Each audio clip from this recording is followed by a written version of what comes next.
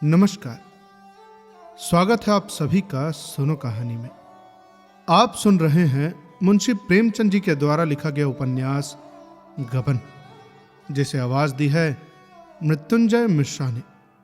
यदि आपने इसके पहले के भाग नहीं सुने हैं तो मेरा आपसे अनुरोध है कि पहले उन्हें जरूर सुन के आएं, उसके बाद ही अगले भाग की ओर बढ़ें। कहानी के पिछले भाग में हम सुनते हैं कि रमानाथ जालपा को गहने दिलवा देता है। अब आगे भाग 6।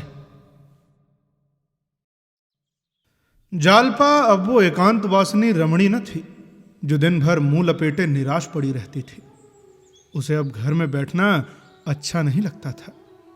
अब तक तो वो मजबूर थी, कहीं आ जा ना सकती थी। अब ईश्वर की दया से उसके पास भी गहने हो गए थे, फिर वो क्यों जी मारे घर में पड़ी रहती। वस्त्राभूषण कोई मिठाई तो है नहीं जिसको स्वाद में लिया जा सके। आभूषणों को संदूकची में बंद करके रखने से क्या लाभ। मोहल्ले या बिरादरी में कहीं से बुलावा आता तो वो सास के साथ जरूर जाते, और कुछ दिनों के बाद तो सास की जरूरत भी न रही। वो अकेली ही आने जाने लगी। फिर कार्य प्रयोजन की भी बंदिश न रही। उसके रूप लावण्य और वस्त्र आभूषण और शील विनय ने मोहल्ले की स्त्रियों में उसे शीघ्र ही सम्मान के पद पर पहुंचा दिया। उसके बिना मंडली सूनी रहती थी। उसका कंठ स्वर इतना कोमल था, स्वर इतना मधुर, छवि इतनी अनुपम कि वो सभा की रानी मालूम होती थी। उसके आने से मोहल्ले के नारी जीवन में जान सी पड़ गई। रोज ही कहीं न कहीं जमा हो जाता। घंटे 2 घंटे गा बजाकर या गपशप करके रमणियां मन बहला लिया करती। कभी किसी के घर, कभी किसी के घर। फागुन में 15 दिन बराबर गाना होता रहा। जालपा ने जैसा सौंदर्य पाया था वैसा ही उदार हृदय भी पाया था। पान पत्ते का खर्च हमेशा उसी के मत्थे पड़ता। कभी कभी गाने वाली बुलाई जाती, उनकी सेवा सत्कार का भार भी उसी पर था। कभी कभी वो स्त्रियों के संग गंगा स्नान करने जाती।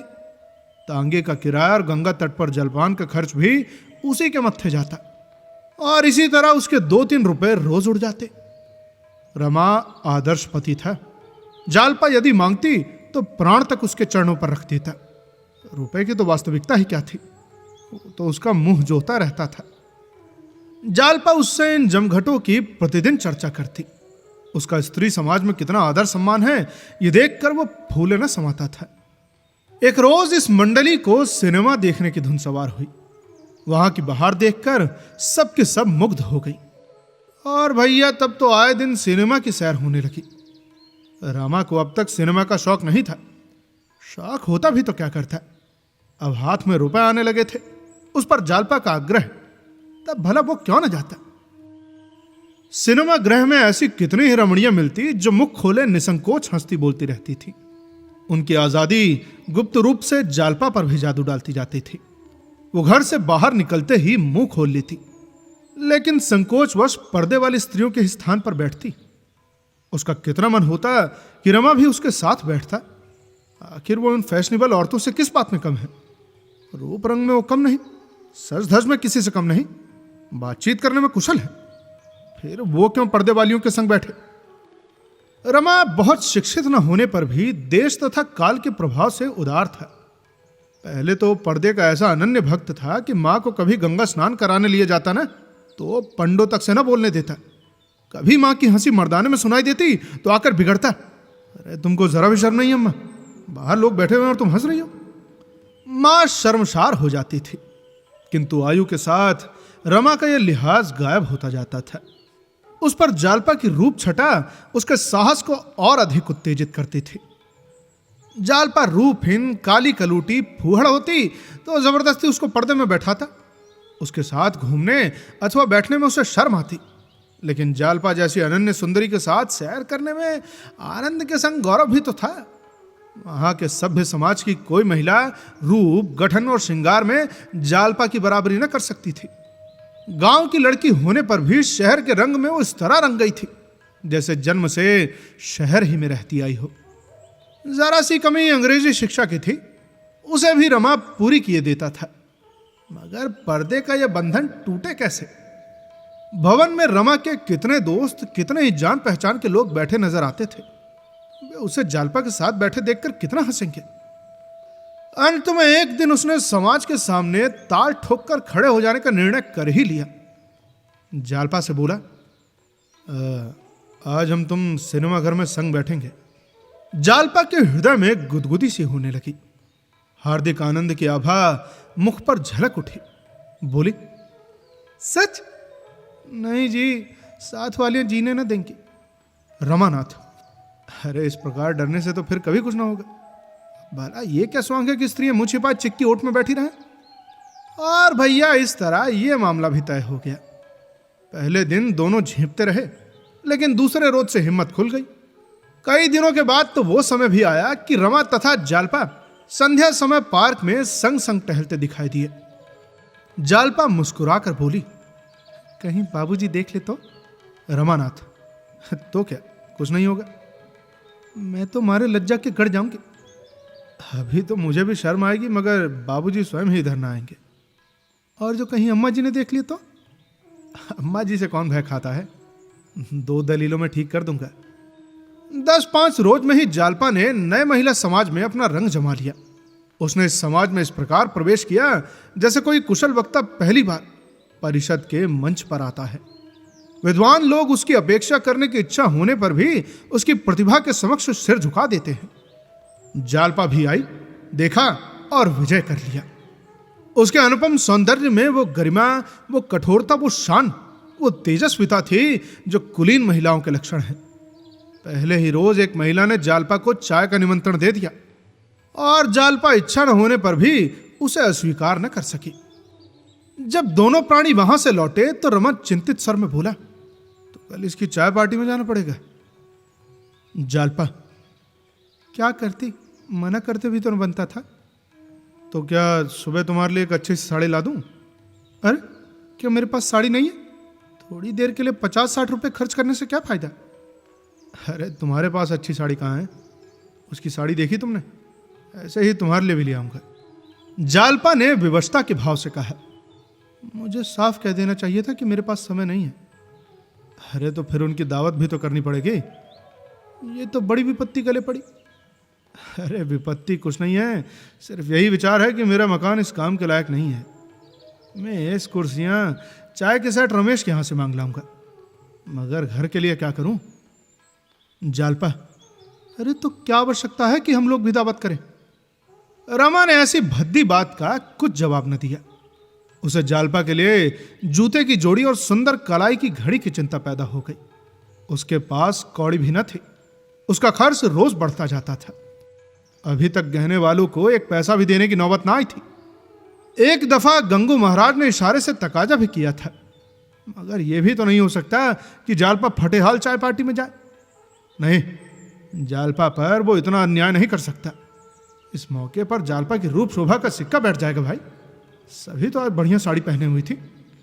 जड़ाऊ कंगन और मोतियों के हीरो की भी तो कमी न थी, मगर जालपा अपने सादे आवरण में उनसे कोसों आगे थी। उसके सामने तो एक भी नहीं जचती थी। भला ये मेरे पूर्व कर्मों का फल है कि मुझे ऐसी स्त्री मिली। आखिर यही तो खाने पहनने तथा जीवन के आनंद उठाने के दिन हैं।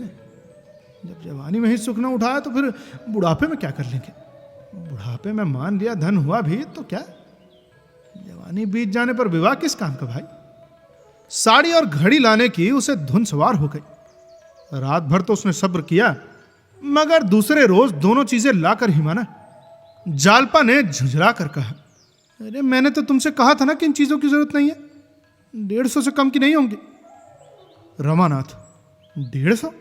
अरे इतना फजूल खर्च मैं नहीं करने वाला। 150 से कम की तो ये चीज नहीं लगती। जालपा ने घड़ी कलाई में बांध ली और साड़ी को खोलकर मंत्रमुग्ध नजरों से देखा। रमानाथ, तुम्हारी कलाई पर यह घड़ी कैसे खेल रही है? मेरे पैसे वसूल हो गए। अच्छा सच सच बताओ, कितने रुपए व्यय हुए? सच्चाई बता दूं, 135 रुपए। 75 रुपए की साड़ी है और 10 के जूते और 50 की घड़ी। जालपा, ये 150 ही तो हुए। मैंने कुछ बढ़ाकर थोड़ा ही कहा था। पर ये सब रुपए आधा कैसे होंगे? अरे उस चुड़ैल ने बेकार ही मुझे निमंत्रण दे दिया। अब से मैं बाहर जाना ही छोड़ दूंगी।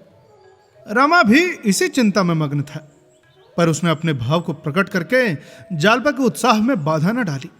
बोला, अरे सब अदा हो जाएंगे।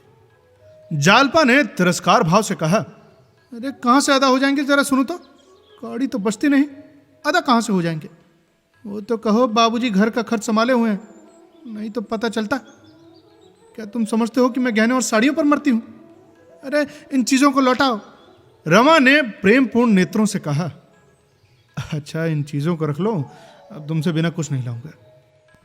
संध्या जब जालपा ने नई साड़ी और नए जूते पहने, घड़ी कलाई पर बांधी और दर्पण में अपनी सूरत देखी, तुम्हारे गर्व और उल्लास के उसका मुखमंडल प्रज्वलित हो उठा। उसने उन चीजों को लौटाने के लिए सच्चे दिल से कहा हो, मगर इस समय वो इतना त्याग करने को तैयार न थी। संध्या समय जालपा और रमा छावनी की तरफ चले। महिला ने केवल बंगले का नंबर बतला दिया था। बंगला सरलता से मिल गया। फाटक पर साइन बोर्ड था, Indu Bhushan advocate, high court. अब जाकर रमा को पता चला कि वो महिला पंडित इंदु भूषण की पत्नी थी। पंडित जी काशी के नामी वकील थे। रमा ने उन्हें कितनी ही दफा देखा था, पर इतने बड़े आदमी से परिचय का सौभाग्य उसे कैसे होता? 6 महीने पहले वो कल्पना भी न कर सकता था कि किसी दिन उसे उनके घर निमंत्रित होने का गौरव प्राप्त होगा। परंतु जालपा की बदौलत आज वो अनहोनी बात हो गई। वो काशी के बड़े वकील का अतिथि था। रमा ने सोचा था कि बहुत से स्त्री पुरुष निमंत्रित होंगे, मगर यहां तो वकील साहब और उनकी पत्नी रतन के अतिरिक्त और कोई न था। रतन उन दोनों को देखते ही बरामदे में निकल आई और उनसे हाथ मिलाकर भीतर ले गई और फिर अपने पति से उनका परिचय कराया। पंडित जी ने आराम कुर्सी पर लेटे ही लेटे दोनों अतिथियों से हाथ मिलाया और मुस्कुराकर कहा, क्षमा कीजिएगा बाबू साहब, जरा मेरा स्वास्थ्य ठीक नहीं है। आप यहाँ किसी ऑफिस में हैं? रमा झेंपते हुए बोला, जी हाँ, ये म्युनिसिपल ऑफिस में हूँ। अभी हाल ही में आया हूँ। कानून की तरफ जाने का इरादा था, लेकिन नए वकीलों की यहाँ जो हालत हो रही है उसे देखकर मेरी हिम्मत न पड़ी। रमा ने अपना महत्व बढ़ाने के लिए जरा सा झूठ बोलना अनुचित नहीं समझा। इसका असर बहुत अच्छा हुआ। अगर वो स्पष्ट कह देता कि मैं 25 रुपए का क्लर्क हूं, तो शायद वकील साहब उससे बात करने में अपना अपमान समझते। बोले, भाई आपने बहुत ही अच्छा किया जो इधर नहीं आए। 2-4 साल की पहचान में अच्छी जगह पर पहुंच जाएंगे। यहां तो संभव है कि 10 साल तक आपको कोई मुकदमा ही न मिले। जालपा को तो अभी तक संदेह हो रहा था कि रतन वकील साहब की बेटी है अथवा पत्नी। वकील साहब की आयु 60 से नीचे न थी। चिकनी चांद आसपास के सफेद बालों के बीच में बार्निश की हुई लकड़ी की भांति चमक रही थी। मूंछें साफ थी, पर ललाट की शिकन और गालों की झुर्रियां बतला रही थी कि यात्री संसार यात्रा से थक गया है। आराम कुर्सी पर लेटे हुए ऐसे लगते थे जैसे बरसों के मरीज हों। हाँ, रंग गोरा था, जो 60 वर्ष की गर्मी सर्दी खाने पर भी उड़ न सका था। ऊंची नाक थी, ऊंचा माथा और बड़ी बड़ी आंखें जिनमें घमंड भरा हुआ था। उनके मुख से ऐसा भासित होता था कि उन्हें किसी से बोलना या किसी बात का उत्तर देना भी अच्छा नहीं लगता। इसके प्रतिकूल रतन सांवली सुगठित युवती थी, बहुत ही ज्यादा मिलनसार, जिसे गर्भ ने अभी तक छुआ तक न था। सौंदर्य का उसके रूप में कोई लक्षण न था। नाक चिपटी थी, चेहरा गोल, आंखें छोटी, फिर भी वो रानी से लगती थी। जालपा तो उसके सामने ऐसी लगती थी जैसे सूर्यमुखी के सामने जूही का पुष्प। चाय आई, मेवे, फल, मिठाई, बर्फ की कुल्फी सब मेजों पर सजा दिए गए। रतन तथा जालपा एक मेज पर बैठे, दूसरी मेज रमा तथा वकील साहब की थी। रमा तो मेज के सामने जा बैठी, परंतु वकील साहब अभी आराम कुर्सी पर ही लेटे हुए थे। तभी रमा ने मुस्कुराकर वकील साहब से कहा, आप भी तो आइए। वकील साहब ने लेटे लेटे मुस्कुराकर कहा, आप आरंभ कीजिए, मैं भी आया। लोगों ने चाय पी, फल खाए, मगर वकील साहब के सामने हंसते बोलते रमा और जालपा दोनों ही झिझकते थे। जिंदा दिल वृद्धों के साथ तो सोहबत का आनंद उठाया जा सकता है, लेकिन ऐसे रूखे निर्जीव मनुष्य जवान भी हों तो दूसरों को लाश बना देते हैं। वकील साहब ने अधिक आग्रह करने पर 2 घूंट चाय पी, दूर से बैठे तमाशा देखते रहे। इसीलिए जब रतन ने जालपा से कहा, अच्छा चलो हम लोग जरा बगीचे की सैर करें, इन दोनों महाशयों को समाज तथा नीति की विवेचना करने थे, तो भैया जैसा जालपा के गले का फंदा छूट गया। रमा ने पिंजड़े में बंद पक्षी के मानिंद उन दोनों को कमरे से निकलते देखा और एक लंबी सांस ली। यदि वो जानता कि यहां ये सीबत उसके सिर पड़ जाएगी तो आने का नाम तक न लेता। वकील साहब ने मुंह सिकोड़कर पहलू बदला और बोले, पता नहीं पेट में क्या हो गया है, कोई चीज हजम ही नहीं होती। अरे भाई, दूध तक भी हजम नहीं होता। चाय को लोग न जाने क्यों इतने शौक से पीते हैं। मुझे तो इसकी सूरत से भी भय होता है। पीते ही बदन में ऐंठन सी होने लगती है और फिर आंखों से आग से निकलने लगती है। रमा ने कहा, तो आपने हाजमे की कोई औषधि नहीं ली क्या? वकील साहब ने अरुचि के भाव से कहा, अरे दवाओं पर मुझे रत्ती भर भी यकीन नहीं। इन वैद्यों और डॉक्टरों से अधिक बेसमझ आदमी संसार में न मिलेंगे। अरे किसी में निदान की शक्ति नहीं। 2 वैद्यों 2 डॉक्टरों के निदान कभी न मिलेंगे। लक्षण वही है, मगर एक वैद्य रक्त दोष बतलाता है तो दूसरा पित्त दोष। एक डॉक्टर फेफड़े की सूजन बतलाता है तो दूसरा आमाशय का विकास। अरे केवल अनुमान से दवा की जाती है तथा निर्दयता से रोगियों की गर्दन पर छुरी फेरी जाती है। डॉक्टरों ने मुझे तो अब तक जहन्नुम पहुंचा दिया होता भाई, लेकिन मैं उनके पंजे से निकल भागा। योगाभ्यास की बड़ी प्रशंसा सुनता हूं, परंतु कोई ऐसे महात्मा नहीं मिले जिनसे कुछ सीख सकूं। और वहीं किताबों के आधार पर कोई क्रिया करने से लाभ के बदले हानि होने का भय रहता है। यहां तो आरोग्य शास्त्र का खंडन हो रहा था, उधर दोनों औरतों में प्रगाढ़ स्नेह की बातें हो रही थी। रतन ने मुस्कुरा कर कहा, मेरे पतिदेव को देखकर तो तुम्हें बहुत आश्चर्य हुआ होगा। जालपा को तो आश्चर्य ही नहीं, शक भी हुआ था। बोली, वकील साहब का दूसरा विवाह होगा ना? रतन, हाँ, अभी 5 ही बरस तो हुए हैं। इनकी पहली पत्नी को मरे 35 वर्ष हो गए। उस समय इनकी अवस्था कुल 25 वर्ष की थी। लोगों ने समझाया कि दूसरा विवाह कर लो, पर इनके एक लड़का हो चुका था। विवाह करने से मना कर दिया और फिर 30 साल तक अकेले रहे।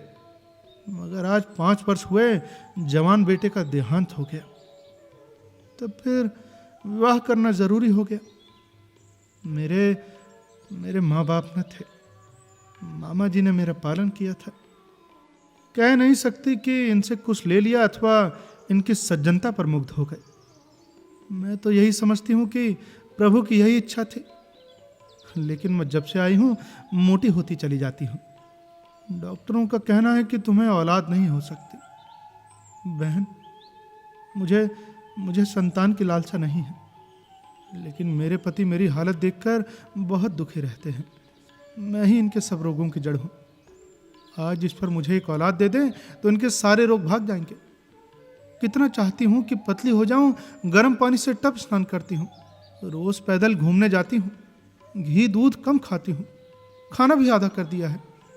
जितना परिश्रम करते बनता है करती हूँ, फिर भी दिन दिन मोटी होती जाती हूँ।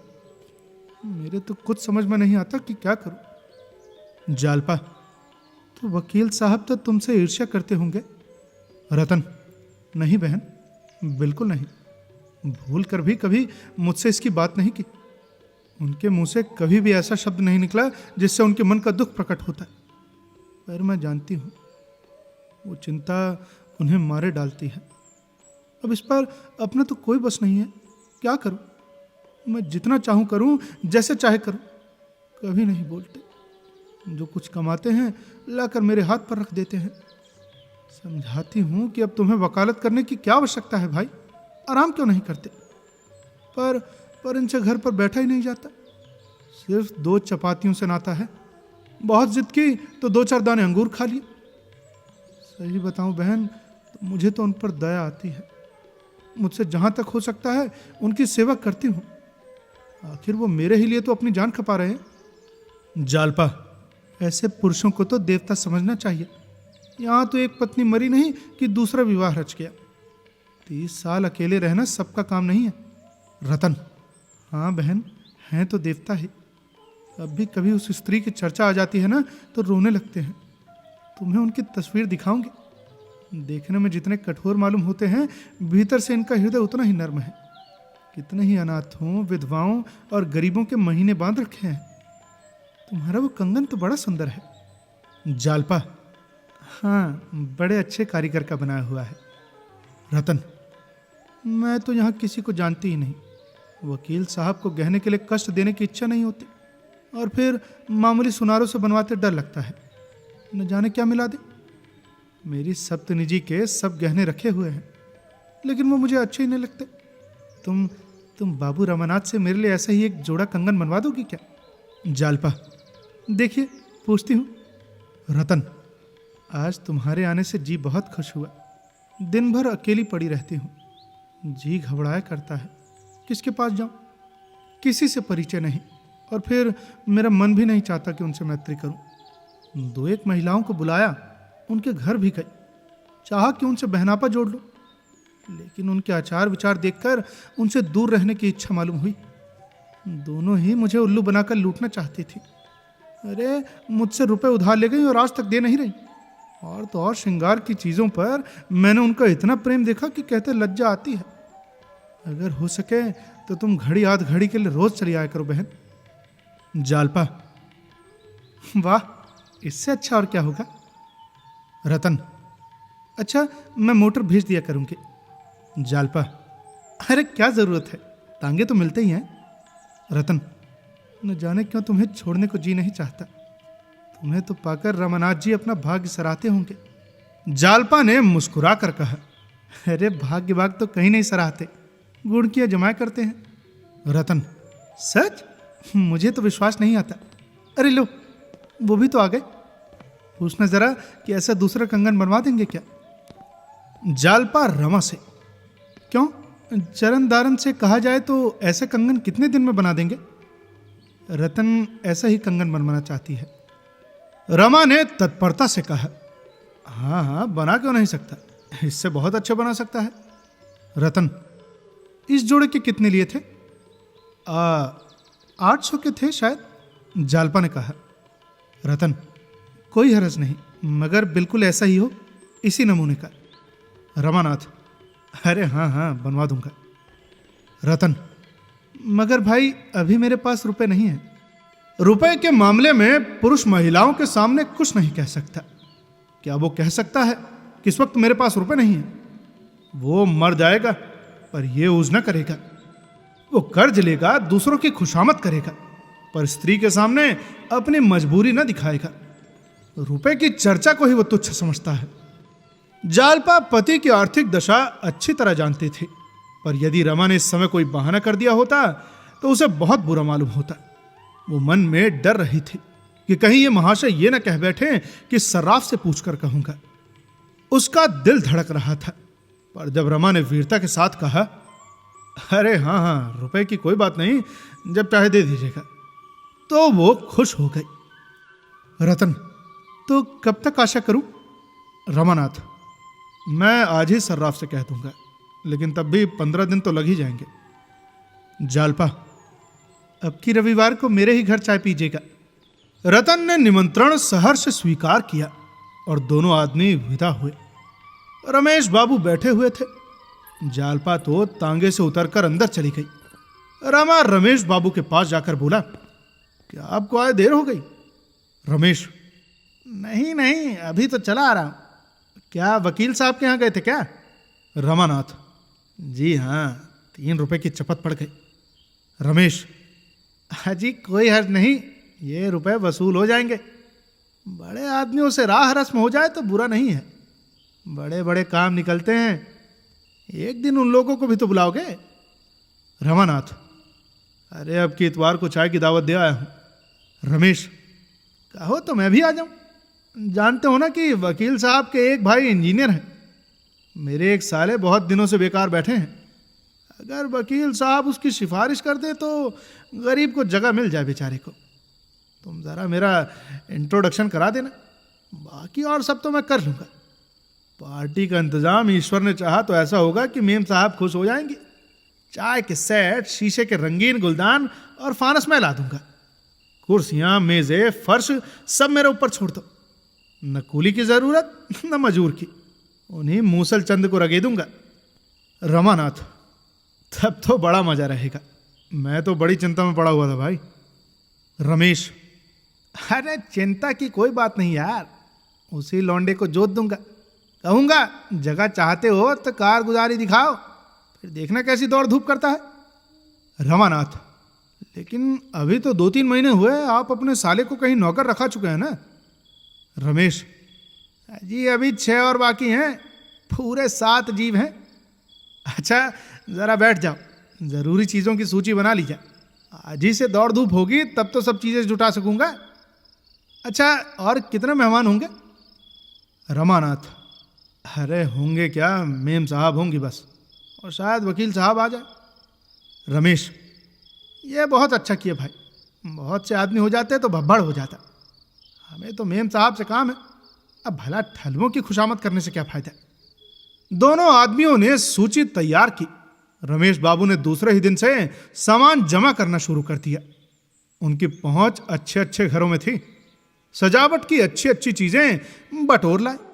सारा घर जगमगा उठा। दयानाथ भी इन तैयारियों में शरीक थे। चीजों को करीने से सजाना उनका काम था।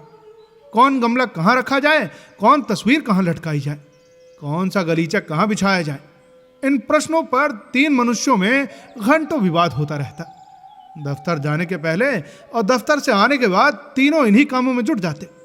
एक दिन इस बात पर बहस छिड़ गई कि कमरे में आईने कहां रखना चाहिए। दयानाथ कहते थे कि इस कमरे में आईने की जरूरत नहीं, आईने पीछे वाले कमरे में रखना चाहिए। रमेश इसका विरोध कर रहे थे और भैया रमा दुविधा में चुपचाप खड़ा था कि ना इनकी से कह सकता था और ना उनकी से। दयानाथ, अरे मैंने सैकड़ों अंग्रेजों के ड्राइंग रूम देखे हैं, कहीं आईना नहीं देखा। आईना श्रृंगार के कमरे में रहना चाहिए, यहां आईना रखना बेतुकी सी बात है। रमेश, देखिए मुझे सैकड़ों अंग्रेजों के कमरे को देखने का तो अवसर नहीं मिला, लेकिन 2-4 जरूर देखे हैं और उनमें आईना लगा हुआ था। फिर क्या यह जरूरी बात है कि इन जरा जरा सी बातों में हम भी अंग्रेजों की नकल करें? अरे हम अंग्रेज नहीं, हिंदुस्तानी है भाई। हिंदुस्तानी रईसों के कमरे में बड़े बड़े आदम कदे आईने रखे जाते हैं। ये तो आपने हमारी बिगड़े हुए बाबू की बात कही, जो पहनावे में, कमरे की सजावट में, बोली में, चाय और शराब में, चीनी की प्यालियों में, गरज दिखावे की सभी बातों में तो अंग्रेजों का मुंह चिढ़ाते हैं। लेकिन जिन बातों ने अंग्रेजों को अंग्रेज बना दिया है और जिनकी बदौलत ये दुनिया पर राज्य करते हैं, उनकी हवा तक नहीं छू जाती। क्या आपको भी बुढ़ापे में अंग्रेज बनने का शौक चढ़ा है क्या?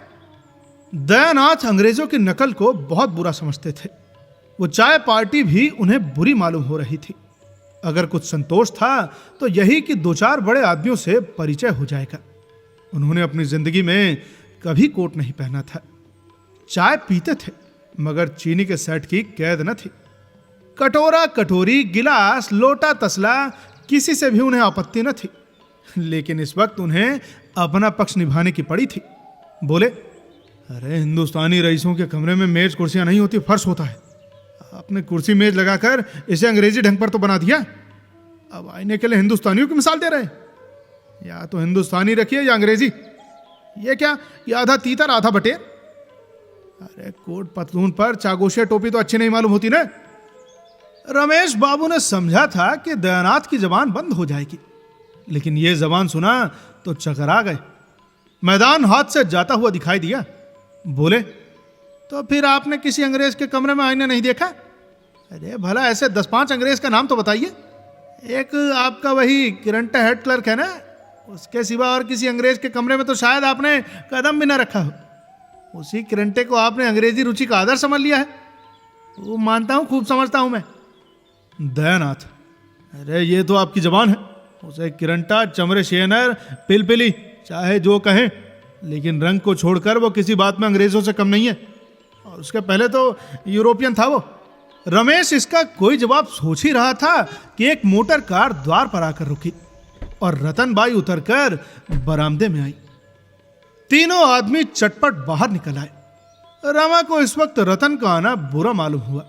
डर रहा था कि कहीं कमरे में भी न चली आए, नहीं तो सारी कलाई खुल जाएगी। आगे बढ़कर हाथ मिलाता हुआ बोला, आइए, ये मेरे पिताजी हैं और ये मेरे दोस्त रमेश बाबू हैं। लेकिन उन दोनों सज्जनों ने न हाथ बढ़ाया और न जगह से हिले, सकपकाए से खड़े रहे।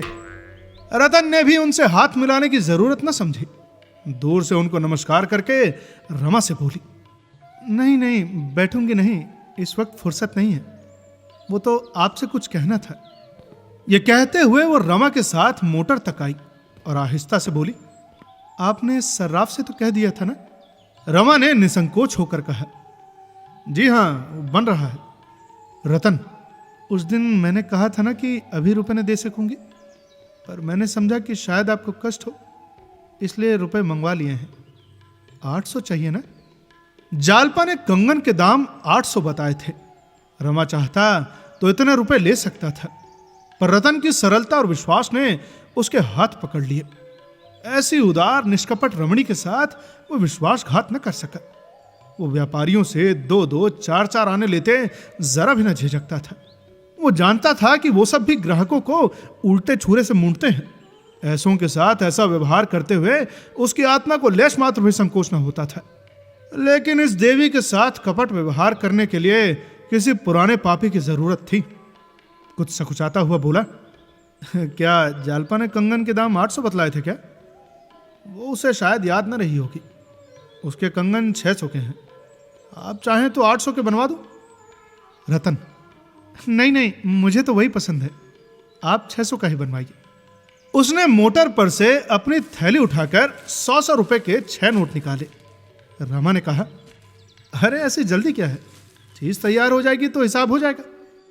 रतन, जी नहीं, मेरे पास रुपए खर्च हो जाते हैं, इसलिए मैंने सोचा कि आपके सिर पर ला दूं।